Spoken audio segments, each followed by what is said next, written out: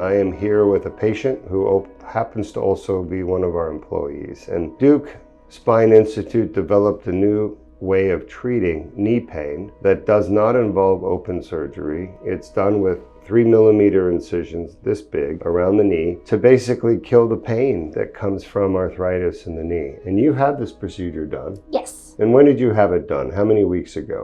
4 weeks ago. So about a month ago she had it done. What was the result of the Deuk plasma rhizotomy for your knee? Pretty much almost immediate. It was 100% better. The pain went away? The pain went away. It didn't lock on me anymore. It was boom, boom. Now, were you recommended before the Deuk plasma rhizotomy, were you recommended by orthopedics to have knee surgery, open surgery? No, because my primary never really took it seriously. It was just more, oh, just lose weight and it'll go away. But got it. It never went away, so.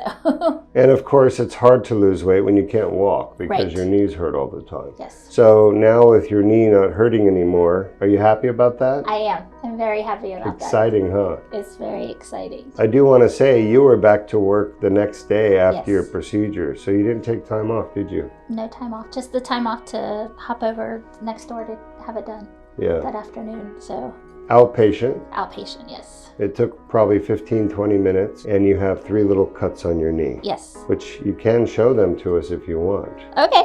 Why not? It was the 2 over on this side and then up here.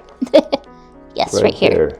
3mm. Look how tiny that is. Yep. Anything else you want to say to the people out there watching? It's just amazing. I can walk. I can not worry about hurting during clinics and helping out, and it's amazing. And I can clean house like I used to. So, Excellent. yeah. Well, that's the Deuk plasma rhizotomy for knee pain. Don't have a joint replacement? Come see Deuk Spine Institute. In 15 minutes, we'll have you pain-free in your knee.